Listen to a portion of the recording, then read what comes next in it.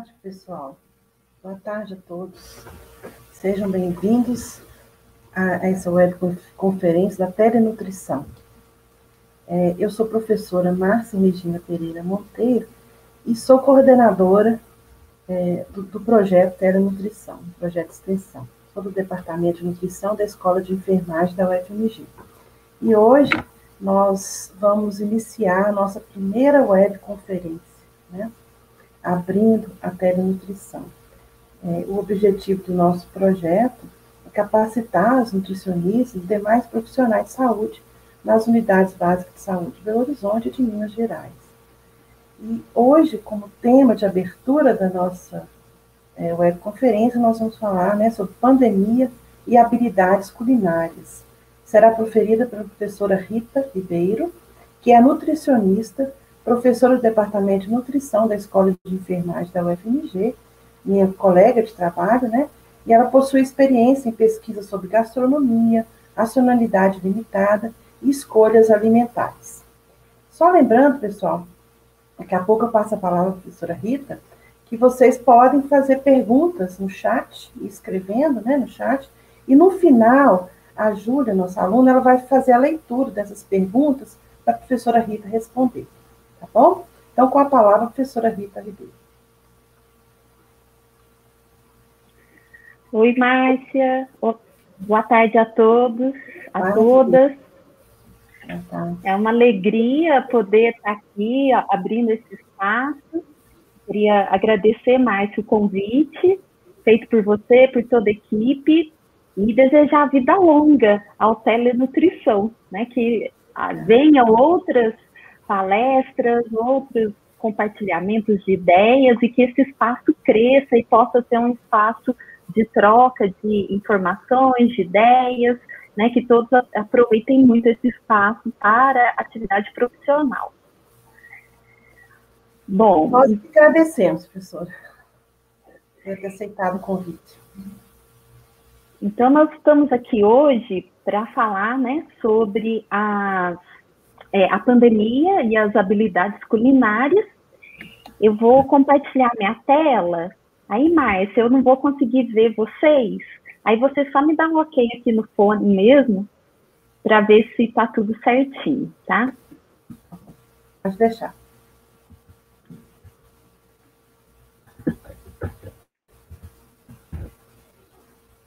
Então, creio que vocês já estão vendo a minha tela, né? Sim, já estamos vendo. Então, ótimo. Então, vamos lá. Então, hoje, né, nesse tempo que nós temos, nós vamos falar sobre pandemia e as habilidades culinárias. Tá? Com certeza é um assunto que afeta a todos, porque a pandemia, ela realmente alterou significativamente os nossos modos de comer. Então, querendo ou não, as habilidades culinárias, elas estão nesse contexto. Então, nós vamos falar um pouquinho desse assunto hoje, ver o que a literatura nos traz sobre isso. E, ao final, né, eu elenquei aqui algumas questões que podem ser pensadas no contexto da atenção primária à saúde, tá? Então, vamos começar pelo o próprio termo, né? Pelo próprio conceito de habilidade culinária. A literatura, ela é bem vasta sobre esse assunto e eu tentei buscar conceitos formulados mais recentes, especialmente a partir dessa revisão bibliográfica feita pela Manuela Jamori, né, nutricionista também. Ela fez uma revisão bibliográfica sobre habilidades culinárias. Qual seria o termo, qual seria o conceito desse termo? Então, na sua revisão bibliográfica, ela e os colaboradores apontam que a habilidade culinária é a capacidade de realizar tarefas relacionadas ao preparo dos alimentos, como planejar os cardápios, adquirir os alimentos, pré-preparar e preparar. Então, tudo que envolve o preparo de alimentos, desde a aquisição o armazenamento domiciliar, a sua produção, a gente pode dizer que são habilidades culinárias, ou seja, a nossa capacidade de realizar essas tarefas. E é interessante que não só essa autora, mas outros autores tratam muito da confiança e do conhecimento culinário que são essenciais e fundamentais para a gente desenvolver essa habilidade culinária. Não basta a gente apenas ter o conhecimento culinário, mas a gente precisa também ter a confiança de que nós somos capazes, nós conseguimos realizar todas essas tarefas. E também o contrário também é verdade, né? Não basta ter somente confiança de que nós somos capazes, né, de atuar, de ter essas habilidades, se a gente também não tem o conhecimento culinário. Então, essas duas palavras que eu deixei em destaque aqui, confiança e conhecimento culinário, são dois pontos-chave quando a gente fala de habilidades culinárias.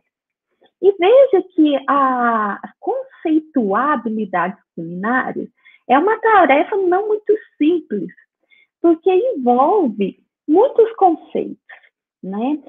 Conceitos e dimensões relacionadas à própria pessoa e conceitos e dimensões relacionados ao próprio alimento, tá? Então, relacionadas à própria pessoa, a gente tem a influência do nosso conhecimento culinário, das nossas atitudes, da nossa confiança, do nosso comportamento, né? E temos também aqueles componentes, a dimensão do alimento, né? Então, a nossa habilidade culinária também está relacionada se o alimento ele é preparado, já pré-preparado ou preparado, ou se ele é um alimento in natura, que a gente precisa começar do zero ali a sua elaboração ali, a elaboração da refeição a partir desses alimentos in natura, vamos dizer. Então, vejo que conceituar a habilidade culinária, do ponto de vista, né, da literatura, não é tão simples assim, porque envolve muitas dimensões, muitos fatores que interferem nessa nossa capacidade de cozinhar, né? E veja que a autora, ao final, né, da revisão bibliográfica, ela fala que a falta de habilidade, a falta de interesse, de criatividade, de acesso e de disponibilidade de alimentos prontos para o consumo são barreiras para a elaboração da comida caseira, né?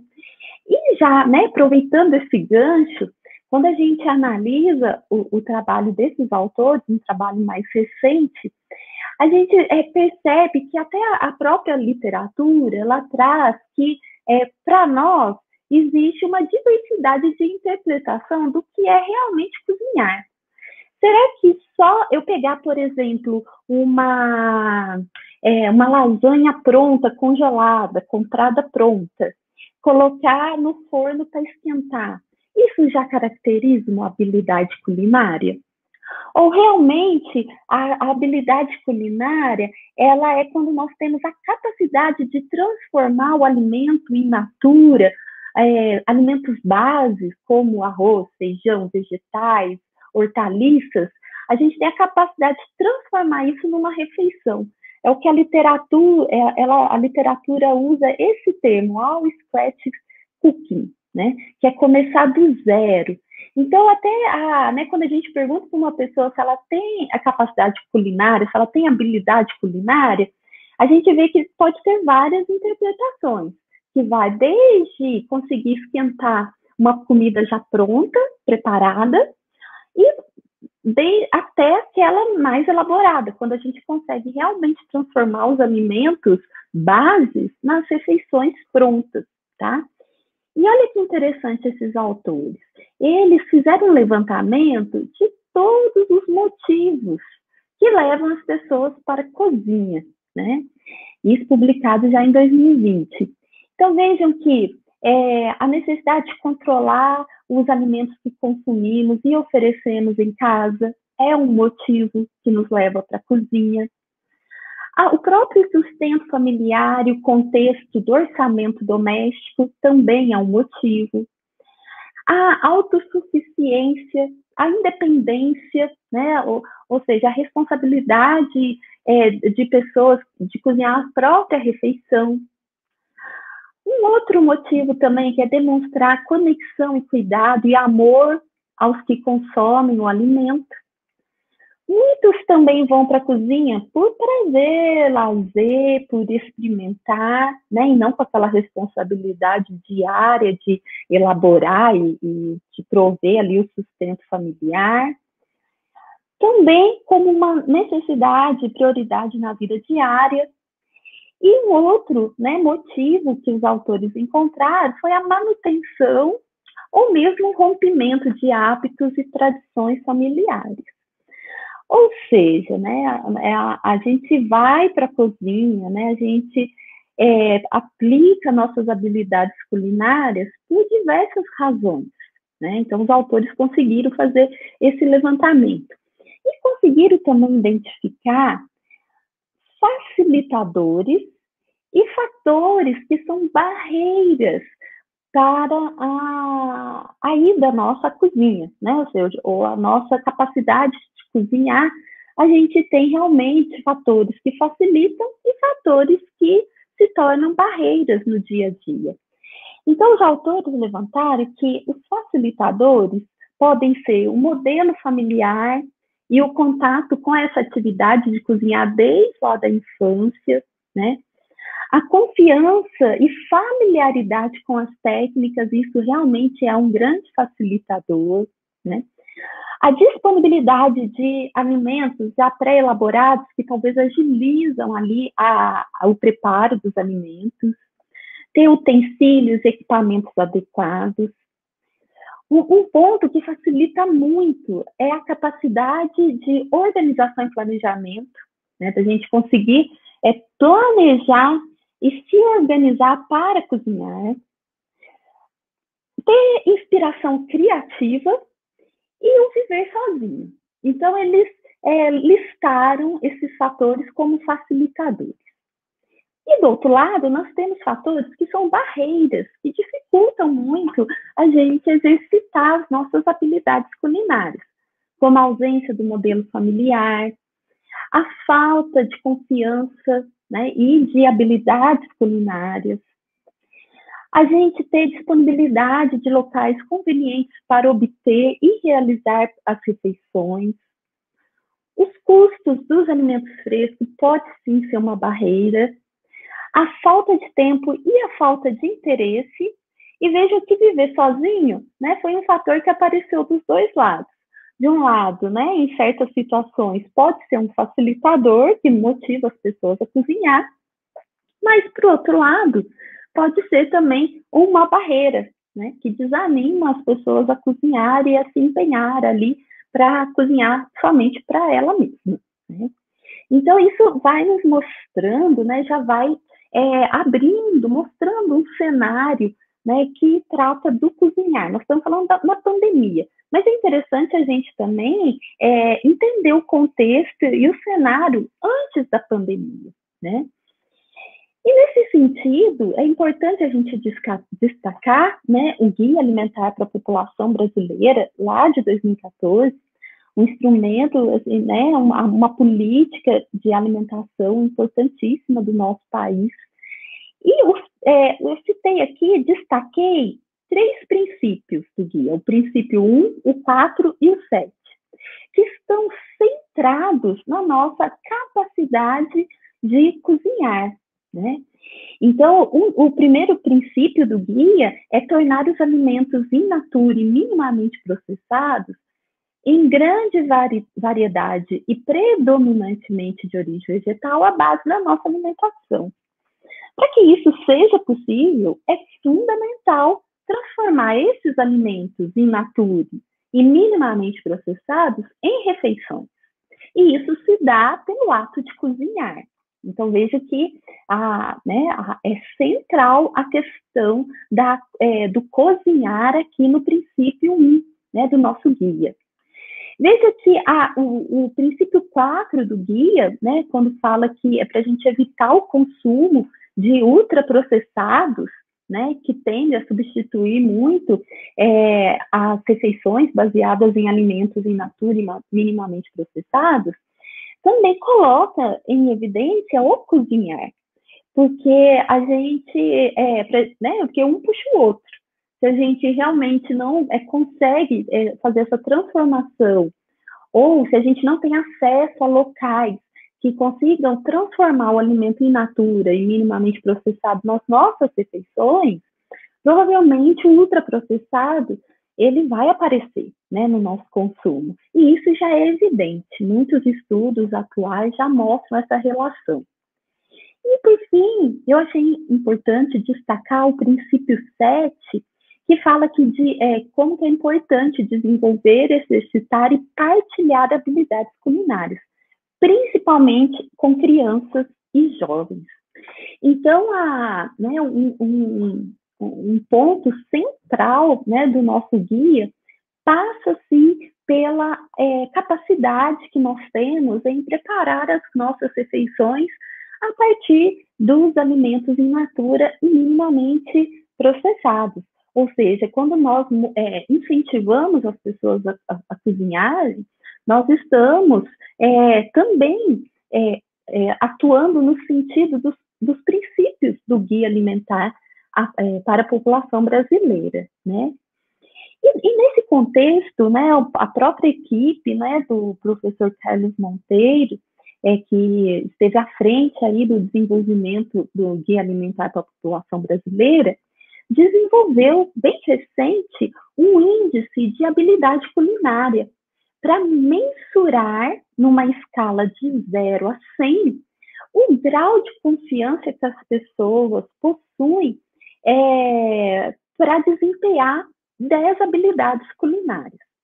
E acredito que, né, quanto maior esse score, né, que a gente obtém quando a gente preenche esse índice, né, mais chances a gente tem de implantar as recomendações do nosso guia alimentar, tá?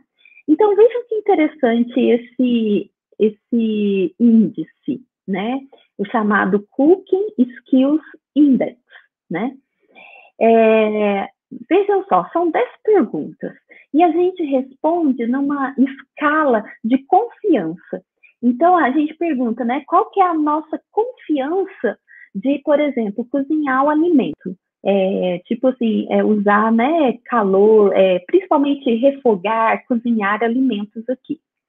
Então, as opções de resposta são: eu não sinto confiança nenhuma, sinto uma pequena confiança em cozinhar alimentos, tenho confiança em cozinhar, né, esses alimentos, tipo refogar, cozinhar, né, em calor úmido aqui seria, ou eu sou muito confiante, né, domino a técnica e sou muito confiante para executar essa atividade. E assim sucessivamente. Então, os autores, né, no trabalho, quando a gente lê o trabalho, que, né, foi a base para desenvolver esse índice, eles acreditam que, né, ao responder essas 10 perguntas, né, nós vamos ter aqui um score de 0 a 100 e que vai nos mostrar a nossa confiança e, consequentemente, a nossa habilidade culinária.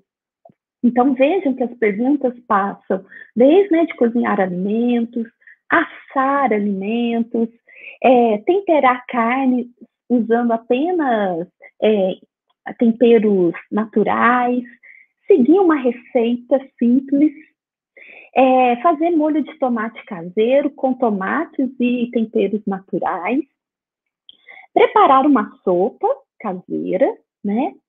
Preparar feijão numa panela de pressão, grelhar carne, preparar um bolo simples, doméstico, né? Um bolo caseiro simples, e preparar o almoço ou o jantar a partir dos alimentos, temperos que a gente tem em casa, sem ter uma receita em mão.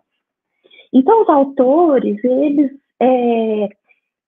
criaram esse índice, validaram, né? E acredita-se que se a gente conseguir elaborar essas 10 ações, né, com muita confiança, a nossa habilidade culinária é muito boa, tá? E aí a gente vai pontuando e no final a gente transforma tudo isso numa pontuação de 0 a 100. Quanto mais perto de 100, maior a nossa confiança, a nossa habilidade culinária, né? Então hoje nós já temos instrumentos, né, que conseguem mensurar essa habilidade culinária.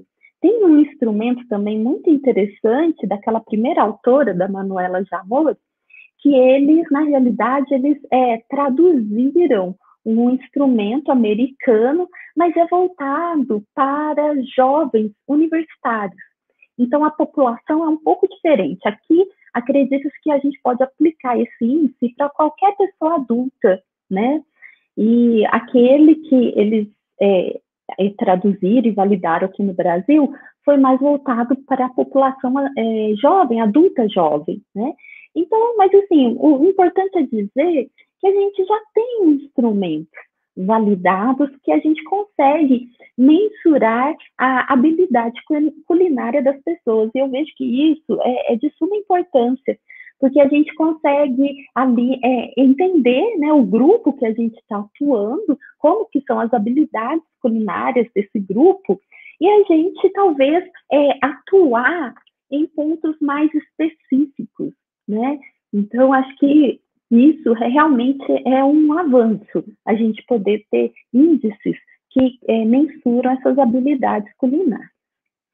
Bom, dito isso, vamos falar um pouquinho, então, de como que estavam as nossas habilidades culinárias antes da pandemia, né? Muito provável, talvez pelo senso comum, né, a gente percebia que a gente não cozinhava tanto mais. Não sei se vocês concordam, né? Antes de estudar a literatura e ver o que a literatura nos traz sobre isso, eu creio que talvez é um senso comum a nossa percepção de que a gente não cozinhava tanto mais. Especialmente pela vida corrida, pela falta de tempo, por morar longe, talvez não conseguir voltar para casa para almoçar, né? Então, e a própria oferta, né, de alimentos prontos, processados, prontos para o consumo, nos favorecia isso, né? Então, isso, assim, eu creio que é talvez um sentimento que a gente tenha, né? E a literatura, ela reforça isso, ela comprova isso. Quando a gente analisa esse tema na literatura, a gente vê que realmente estava em decadência as nossas habilidades culinárias. Porque a gente, especialmente em relação ao tempo, né, os estudos mostram que a gente tem diminuído o tempo que a gente usa na cozinha ao longo das décadas. Isso é evidente. Não só o tempo, mas né, a grande oferta de alimentos prontos para consumir, como nós falamos, e até mesmo uma falta de transmissão desse conhecimento na própria família, né? Então, isso a literatura aponta muito isso. Ou seja, antes da pandemia, a gente já não cozinhava tanto, né? E vejam só, eu escolhi esse trabalho aqui para a gente ilustrar, né, como que as nossas habilidades estavam mesmo em desuso, né? Estavam caindo em desuso. Esse trabalho foi um trabalho que nós fizemos lá ali na UFMG mesmo, e a gente avaliou os livros de culinária brasileiros, né? E a sua relação com os hábitos de cozinhar na contemporaneidade. Então, vejam que interessante esses resultados. A gente analisou 7 livros, né? Ou 7 coleções, vamos dizer. O primeiro que foi publicado no nosso país, né, foi entre 1840 e 1900, um chamado Cozinheiro Imperial. Não foi livro escrito por brasileiros, ele veio da Europa e foi publicado. Então, é um marco, assim, como um primeiro livro de culinária que a gente teve impresso no nosso país, né? Que teve várias edições de 1840 a 1900. Depois veio o Cozinheiro Nacional, né? Que foram publicadas várias edições de 1860 alguma coisa até 1910. Depois veio a Rosa Maria, né? A Arte de Comer Bem, né? Lá em 1930. Esse, o Dona Benta, eu creio que muita gente às vezes tem em casa, né, conhece, que veio, né, do personagem lá do Sítio do Pica-Pau Amarelo, né, que a Dona Benta, que é uma personagem, né, e saiu o livro Dona Benta, ele foi, assim, ele já teve mais de 90 edições, né, então a gente também analisou esse livro. O livro da Ofélia, né, provavelmente muitos aqui vão lembrar da Cozinha Maravilhosa da Ofélia, né, e ela também teve vários livros publicados, foi uma culinarista da década de 70. Depois veio a Palmirinha, às vezes a gente acha até hoje alguns, né, canais aí que passam alguns programas dela, né, então a gente analisou a coleção de revistas dela, e um fenômeno, né, que a gente tem na atualidade é a Rita Lobo, né? De 1910, a gente analisou os livros até 2010 a 2019, né? Analisamos o Panelinha, o Cozinha Prática e o Cozinha 4 Mãos. Então, nós fomos fazendo uma leitura desses livros e algumas análises. E olha que interessante. Das receitas, a gente vê claramente uma evolução. Antes, as receitas, elas eram redigidas na forma de texto corrido. E a gente, tanto em ingredientes, quantidades e modo de preparo. Era tudo numa linha só. E a gente não via quantidades em medidas caseiras ou gramas. A gente via, assim, um punhado de, um maço, um prato disso, né? Então, e a técnica era amasse até dar o ponto e asse, por exemplo. Mas que ponto é esse, né? Como amassar? Qual que é a ordem de pôr esses ingredientes? Então, a gente vê que a redação das receitas, ela foi evoluindo também. Porque com certeza, quem lia esses livros lá atrás, né, eram pessoas que tinham um domínio prévio da culinária, né, e talvez não precisasse de tantas explicações. E conforme os anos foram passando, a gente começou a ver um detalhamento, assim, até mesmo exagerado das formas de preparo, especialmente, não só das quantidades dos alimentos, mas nas técnicas, né? A gente vê, né, ao ponto de, nos livros atuais, a gente observa descrição até mesmo de descascar uma cebola, por exemplo. Como segura a cebola, como tira a casca. Então, na realidade, os livros atuais, eles são verdadeiros manuais de cozinha, vamos dizer, né? Realmente voltados para as pessoas que talvez não detenham, né, esse conhecimento culinário, e ali precisa realmente estar descrito todo o passo a passo para ela conseguir executar aquela receita. A gente observou a entrada, né, ao longo dos anos, né, começou a aparecer produtos industrializados, especialmente depois de 1930, né, até 1980. E a gente começou, né, pela nossa análise, é claro que, né, o trabalho é mais amplo, mas eu queria destacar aqui que a gente percebe que, principalmente dessa época de 1930 até 1980, o uso de alimentos ultraprocessados, que nós chamamos hoje, os alimentos industrializados, trazia um ar de praticidade. A mulher não precisava ficar ali tanto tempo na cozinha para preparar, que ela podia usar esses produtos para facilitar o preparo. E também a gente percebe que realmente houve uma perda ao longo desses anos, dessas décadas, houve sim uma perda na habilidade culinária. E isso é evidente quando a gente vê os livros atuais, né, como verdadeiros manuais que explicam detalhadamente, porque parte da ideia de que realmente quem pega ali e deseja realizar aquela receita não possui conhecimento, né? Então, ou seja, né, não só esse trabalho, mas a literatura mostra que antes da pandemia a gente já cozinhava muito pouco, né? E a gente não via muito mais essa transmissão de conhecimento, principalmente no âmbito familiar. E aí a gente começou a fazer uma análise, então, de artigos publicados bem recentes esse ano, fim do ano passado, que tem analisado o efeito do cozinhar durante a pandemia, né? A pandemia atravessou, né, todos nós de diversas formas, né? E nos fez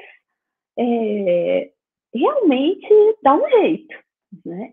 Em relação ao cozinhar, né? Especialmente no começo, lá em março, abril do ano passado, quando tudo começou, né?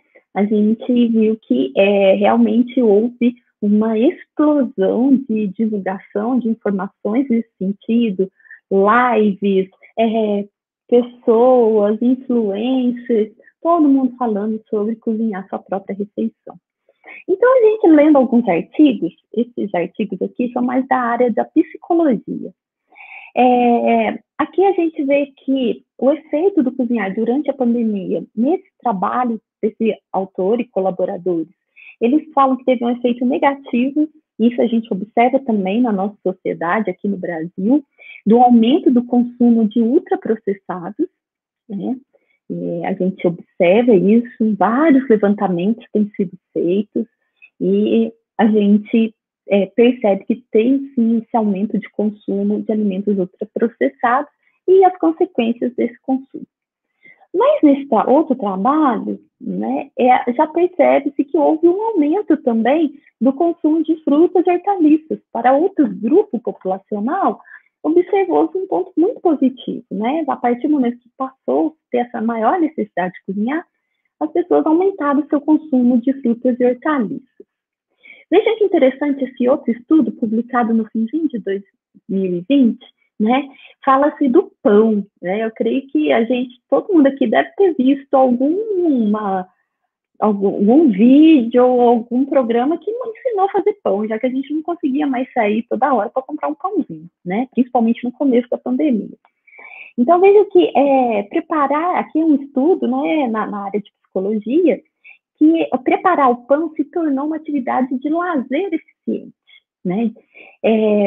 Que levava tanto ao sustento, ao próprio sustento, ao lazer, e é uma forma de demonstrar suas habilidades e atividades nas redes sociais.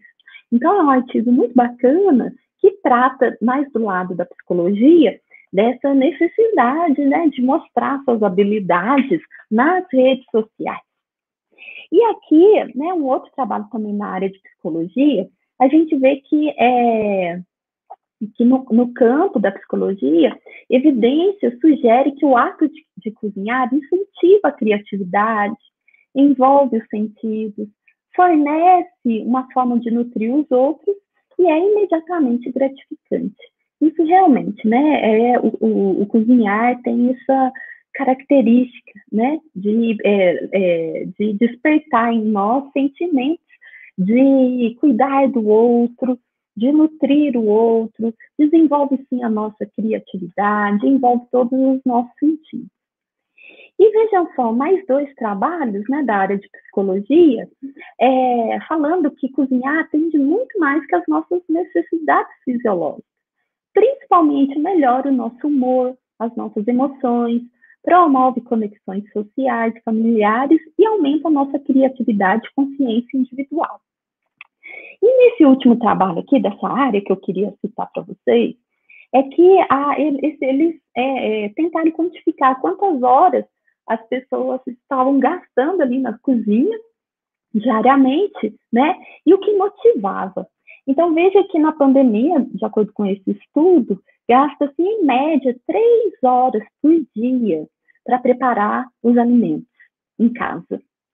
E né, os fatores que motivam são prazer de cozinhar, divertimento, cozinhar novos alimentos, a vontade constante de comer, e também o pessoal fala muito, né, que consegue controlar a qualidade sanitária dos alimentos a partir do momento que produz sua própria refeição, tá? Então, eu achei interessante trazer, porque quando a gente começa a fazer um levantamento desse tema, aparecem muitos trabalhos na área de psicologia, e mostrando como que cozinhar tem sido, sim, um fator importante no controle da ansiedade, né, durante esse tempo de pandemia, de isolamento social. É uma forma também das pessoas passarem tempo, é um lazer, né? Então, tem esse lado muito positivo, né, em relação ao cozinhar durante a pandemia. Mas eu queria destacar também, né, um outro aspecto que esses autores, né, um professor da USP, né, colaboradores, publicaram bem recente esse trabalho, né, falando sobre os impactos, né, psicológicos da pandemia na nossa sociedade, na nossa população, né? Porque para algumas pessoas, né, e eu me incluo nesse grupo também, né, que cozinhar pode não estar associado à redução do estresse ou alguma atividade de lazer. Em vez disso, pode representar um aumento na carga de trabalho doméstica, né? A carga doméstica nossa é alta, né? E reforçada ainda pelas desigualdades sociais. Então, a carga mental, especialmente das mulheres, né? E esses autores colocam muito bem isso, né?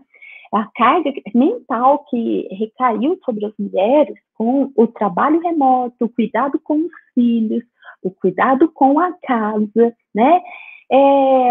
Não vê tanta, vamos dizer, tanta beleza e tanto divertimento, lazer no cozinhar, né? Vê mesmo como um aumento do trabalho, né? E realmente uma sobrecarga mental, física, né? Que nós temos enfrentado, eu falo nós, que eu estou falando especialmente do público feminino, né? E os autores, eles falam, né, de algo muito importante para a gente destacar aqui, né, que além desse aumento, né, do trabalho doméstico, que é muito reforçado pelas desigualdades sociais. Eu creio que quando a gente fala de cozinhar, habilidades culinárias, né, na pandemia, a gente não pode fechar os olhos, né, para as desigualdades sociais e como isso tem impactado a segurança alimentar da população brasileira. Um estudo bem recente, divulgado agora em abril, nós temos colegas lá do nosso departamento que fazem parte desse estudo com o pessoal da Universidade de Berlim, né, mostrando como que a gente realmente mais de 50% da população brasileira vive algum grau de insegurança alimentar. Então, isso são dados alarmantes, tristes, podemos dizer, né, tristes, alarmantes, que requer de nós realmente ações, o trabalho no sentido de mudar esse cenário, né? Então, a gente deve citar isso. E algo também que a gente deve citar, quando a gente fala de habilidades culinárias na pandemia, é a questão do próprio ambiente alimentar da informação. Nós temos também colegas, né, a professora Paula Horta, que tem estudado isso lá no nosso departamento, né? Antes da pandemia, ela já estudava sobre o ambiente alimentar da informação, ou seja, qual era a qualidade dos alimentos que estavam ali disponíveis, especialmente nesses aplicativos, né?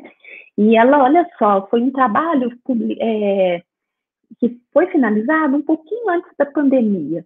Ela percebeu que em 2 grandes aplicativos, muito usados aqui em Belo Horizonte, 80% dos alimentos oferecidos nesses aplicativos podiam ser classificados como bebidas ultraprocessadas. 38% como lanches ultraprocessados. 33% como produtos de sorveteria. Vejam que apenas 16% de todos os itens ofertados nesses aplicativos eram refeições com algum legume ou alguma verdura. E só 4% ali das opções tinham frutas ou preparações baseadas em frutas. Ou seja, não era já um ambiente muito adequado do ponto de vista da qualidade dos produtos ofertados, né? E a professora Raquel Botelho, né, eles, né, lá de Brasília, eles lançaram uma comunicação no fim do ano passado também, falando desse comportamento nosso de usar muitos aplicativos, os deliveries. Então, a indústria do delivery de comida, provavelmente, isso acho que nós não temos dúvidas, né, que sairá fortalecida dessa crise sanitária. E adquirir comida online, especialmente por meio dos aplicativos, vai integrar o nosso cotidiano, provavelmente, né? Vai ficar, um número maior de pessoas vai manter esse hábito de comprar alimentos por meio online, né? Por meio do delivery. E aí, acho que isso reforça o trabalho aqui da professora Paula, né, da gente ver, né, assim, qual que é a qualidade dos alimentos que estão ali disponíveis para a escolha e a compra nesse universo do delivery, né. Então, eu creio que é algo importante também que a gente precisa refletir quando a gente fala de habilidades culinárias e pandemia. E olha que interessante, dentro ainda desse tema do ambiente alimentar, né, digital, de informação, a gente percebe que há elementos digitais que influenciam a nossa aquisição de alimentos. Ó, já tem artigos publicados que mostram que assistir Netflix nos impulsiona a comprar mais alimentos por meio de aplicativos. As próprias redes sociais, isso realmente é um fenômeno social, estudado muito pelas ciências sociais, né, da necessidade de postar tudo, né, o que se come. Então, as redes sociais também influenciam. Os próprios influenciadores, eu estava lendo ontem, né, o Brasil é o país onde os influenciadores mais realmente influenciam as pessoas. Seguido depois da China, se eu não me engano, os Estados Unidos estão lá embaixo, né? Mas nós somos muito influenciados por influenciadores digitais, né? Principalmente esse aqui, né, voltado para o público infantil, né? E uma foto na tela do celular também é um motivo, né, da gente tá ali sendo influenciado para pedir esses tipos de alimentos, né? E aqui eu achei interessante, né, esse estudo mostrando as POFs, né, a POF, a lançada, a última ali, né, que tratou 2017, 2018, saiu acho que no finzinho de 2019, ou começo de 2020, não me lembro, mas aqui mostra uma evolução, né, a evolução da aquisição de alimentos ultraprocessados no total de calorias. Realmente está crescendo, né? E o contrário, né, a energia vinda dos alimentos in natura e minimamente processados tem uma tendência de ir caindo, né? Por mais que a gente pode dizer, os autores falam que a gente, né, ficou praticamente no mesmo patamar. Mas, né, o ideal seria que a gente tivesse aumentado isso, né? Mas aumentado mesmo, a gente está vendo que é a energia que vem dos ultraprocessados, né, na nossa alimentação. Então, diante disso, estou controlando o meu tempo aqui, então, o que né, pensando nesse contexto, nesse cenário colocado, no que a literatura nos traz a respeito desse assunto, né, eu achei interessante citar duas autoras, né, e seus colaboradores, que tratam da importância de incentivar as práticas culinárias, né, especialmente nesses tempos de pandemia. Essas autoras, elas tratam que as políticas públicas devem, né, incorporar, sim, a culinária como um elemento transversal na educação, né, que não passe só pela saúde ou pela matemática, né, mas realmente que passe por todos os campos do conhecimento, para todas as faixas etárias, inclusive os universitários. Tem muito trabalho de universitários com universitários que mostram como que, né, a saída de casa, a ida para a universidade, isso impacta muito, né, no consumo e no preparo dos seus próprios alimentos. Então, é importante que as políticas públicas incorporem a culinária, né, de modo transversal nas diretrizes, nas demais políticas. Disponibilizar também recursos, né, financeiros, claro, para os programas de intervenção de desenvolvimento de competências culinárias, por meio de aulas de culinária. Aqui que eu acho interessante a gente aplicar, né, aquele índice, até mesmo para a gente ver o que as pessoas sabem, onde que a gente pode trabalhar melhor, né, nesses programas de intervenção para o desenvolvimento dessas habilidades, né, e com possibilidade online, dado o atual, né, período que a gente vive. Também, né, avaliar o impacto desses programas de intervenção por meio de instrumentos validados, né? Isso é um ponto também, né, que a gente precisa, né, como que a gente vai entender se aquele programa, aquela intervenção realmente está sendo interessante. E esses autores citam, né, como que é importante que as políticas públicas definam novos públicos para o desenvolvimento dessas habilidades dentro do SUS. Né? Então, são formas, né, que a gente vê que é possível incentivar as práticas culinárias dentro das políticas públicas. Ô Rita, só um minutinho de interromper, é só para te alertar sobre o tempo, o horário, são 15h46, tem umas perguntas para serem feitas para você, para poder acelerar, tá bom? Para dar tempo, porque às 6 horas fecha a sala, né? Ok. Obrigada. Não, eu tô no meu último slide aqui. Tá bom, e obrigada. Por fim, né, dentro ainda dessa, né, em modo de incentivar as práticas culinárias, né, as orientações e intervenções relevantes para a efetivação do ato de cozinhar devem abordar questões cognitivas e práticas, afetivas e emocionais. E vejam que, muito interessante, que essas intervenções, né, elas devem partir não só da preocupação de ensinar a cozinhar, né, mas em todas as etapas ali envolvidas, que são complexas, desde lá do planejamento, da aquisição de alimentos, do armazenamento, do pré-preparo e preparo.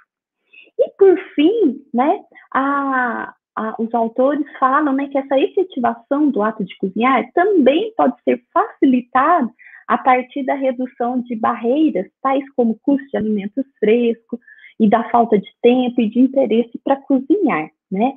Então, vejam que as políticas públicas, né, abordar a questão da culinária em políticas públicas também requer ações em paralelo, né? Nesses outros pontos que podem ser barreiras, como nós vimos, do custo de alimentos frescos, a falta de tempo e de interesse para cozinhar.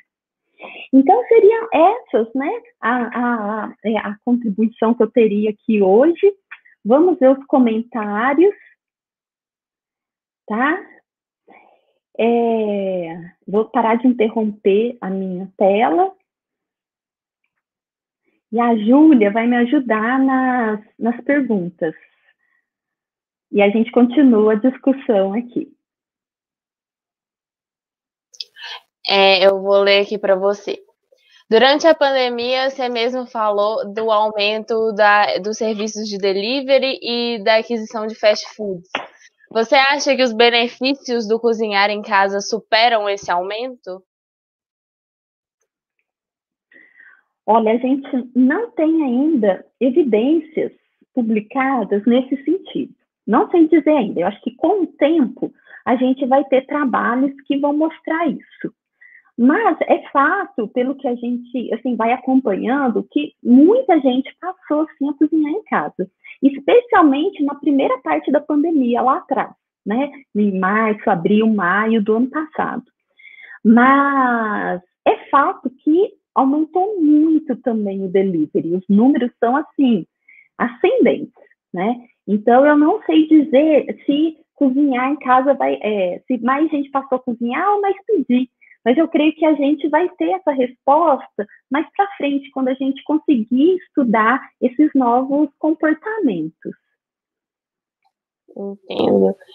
Como o nutricionista pode incentivar as pessoas a se interessarem mais por cozinharem suas próprias refeições? Então, essa é uma questão que a gente pensa muito, né, enquanto nutricionista. Eu creio que eu acho assim, se as pessoas estão trabalhando na atenção primária, eu acho super importante fazer uma análise de como como está essa habilidade culinar das pessoas. Se as pessoas sabem pouco, sabem nada, sabem muito, sabe? Eu acho que é bom a gente separar ali, né, por grupos de entendimento. E, especialmente, buscar entender realmente o que impede as pessoas de cozinhar em casa. Né? Porque, às vezes, não é só não saber cozinhar, mas, às vezes, as pessoas não sabem comprar, não sabem armazenar, não sabem reaproveitar os alimentos, né? Às vezes, começa a fazer, não sabe que às vezes pode congelar alguma coisa já que você fez hoje e usar na próxima semana, que já adianta o trabalho. Então, é importante, eu acho, que para o nutricionista começar a atuar nesse sentido, é importante fazer uma análise do cenário. Eu acho que é fundamental, sabe? Não sair fazendo intervenções padronizadas, sabe? Vamos ensinar o pessoal a cozinhar, vamos ensinar o pessoal a fazer pão e tal. Não, eu acho que a gente precisa entender um pouco o contexto de onde está trabalhando, os fatores que são barreiras ou facilitadores, o grau de a confiança dessas pessoas para cozinhar, e a partir daí traçar as intervenções, mas não só mão na massa, desde do cultivo do alimento, de onde vem o alimento que a gente come e tal, até realmente virar uma refeição no nosso prato. Eu acho que seria um começo, sabe? Uhum. E juntando outras duas perguntas, pediram dicas para adquirir essa confiança e habilidades para cozinhar, principalmente agora em período de home office. A confiança, ela se desenvolve a partir da prática, né? A gente só vai aumentando a nossa confiança em produzir as nossas próprias refeições se a gente começa a praticar. E, gente, assim, não é simples, né? Parece do jeito que a gente fala, é bem simples, né? Mas é complexo mesmo para, né, as pessoas que não cozinham começar a ir no supermercado, às vezes compra demais, aí começa a perder coisas na geladeira porque não sabe o que faz com aquilo. Cozinha muito, não sabe a quantidade que faz por dia, né? Então, realmente, para você começar a chegar num ponto de aumentar a confiança, é praticando, né? A gente vai fazer uma vez, não vai dar certo, vai fazer a segunda vez, não vai dar certo, a terceira vez também não vai dar certo, e aí a gente vai assim, a gente vai melhorando, né, a capacidade nossa, essa confiança, e cada vez que a gente faz, a gente vai ficando mais confiante, né? A gente faz, dá certo, quase dá certo, a gente tenta de novo, realmente é um trabalho de formiguinha que a gente precisa ir desenvolvendo, e a única forma de aumentar a nossa confiança é realmente praticando, sabe? Porque vai chegar um ponto que a gente vai ter assim, que a gente vai ver a nossa evolução, que o Bauman, né, o Zygmunt Bauman, um sociólogo, né, estou tendo a oportunidade de ler a biografia dele, cada vez eu me apaixono mais pelos textos dele. Ele fala que a gente vive na sociedade do consumo, né, que a gente quer as coisas muito rápidas para ontem. Só que a habilidade culinária a gente não adquire assim. Não é assim, eu começo a fazer, se não der certo eu desisto e parto para outra coisa. Não. Realmente a gente precisa insistir, a gente precisa ter um trabalho diário e com isso a gente vai aumentando a nossa confiança. Até a gente sentir aquela satisfação de deixar de ser consumidor apenas e ser produtor, né? Então, eu creio que é realmente na tentativa, erro, até a gente conseguir e ter essa confiança diária de cozinhar. Rita, eu queria, assim, pelo tempo, né, nós vamos ter que encerrar, infelizmente, tem mais perguntas interessantes, mas a gente vai ter que encerrar. Eu queria agradecer muito a sua participação, a sua palestra foi muito boa. Assim, abriu a nossa mente para ver quanto que o nutricionista tem para atuar, né, nessa área de trabalhar as habilidades culinárias, de incentivar as pessoas, né, a produzir, a fazerem suas próprias refeições. Como você falou, é uma habilidade que nós estamos perdendo com o tempo, né? Nossas avós, nossas mães tinham mais habilidade. Então, muito obrigada, agradeço a sua participação, agradeço a todos que participaram aqui conosco, que interagiram, que fizeram as perguntas. Muito obrigada. Mês que vem a gente volta com outra webconferência. Um abraço para todos. Boa tarde. Tchau, Márcia. Obrigada pelo convite. Obrigada a todos pela presença. Estou vendo aqui o chat que tem pessoas de muitos lugares, né? Que bacana. Quem sabe em uma outra oportunidade a gente continua falando desse assunto. Com certeza. Obrigada. Tchau, tchau, pessoal. Muito obrigada. Tchau. Tchau, Júlia. Obrigada.